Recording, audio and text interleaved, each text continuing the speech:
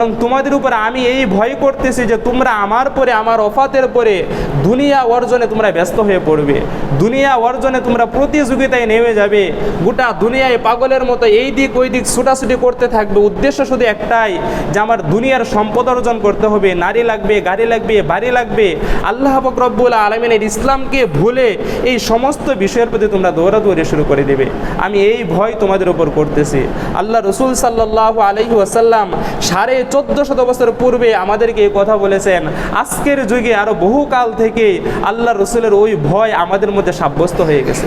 আজকে আমরা কয়জন মানুষ ইসলামের পিছনে দৌড়াই, কয়জন মানুষ নামাজের পিছনে দৌড়াই, কয়জন মানুষ রোজার পিছনে দৌড়াই, শুধু চিন্তা একটাই যে দুনিয়ার সম্পদ অর্জন করতে হবে।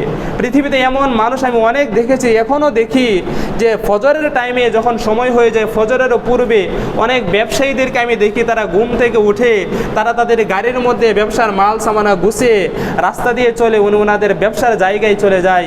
কিন্তু রাস্তার পাশে ফজরের নামাজের আজান হচ্ছে, রাস্তার পাশে মসজিদের মধ্যে জামাত হচ্ছে, ওনারা টোটালি সর্বসক্ষমতা থাকা সত্ত্বেও ওনারা ওনাদের গাড়িটাকে স্টপ করে নামাজ আদায়ের জন্য মসজিদে ঢুকে না। পৃথিবীতে এমন অনেক যুবককে, এমন অনেক মানুষকে আমরা দেখি মসজিদের আশেপাশে খেলাধুলা করে, মসজিদের আশেপাশে বসে ফোন চালায়। পৃথিবীতে অনেক মানুষ যে মসজিদের আশপাশ দিয়ে চলাফেরা করে, কিন্তু মসজিদে নামাজ হচ্ছে, সে নামাজ আদায় করার জন্য মসজিদের মধ্যে ঢুকতে পারে না। এমন ব্যক্তির চেয়ে হতবাক কোনো ব্যক্তি আল্লাহ তাআলার আকাশের নিচে জমিনের উপর আর কেউ নাই।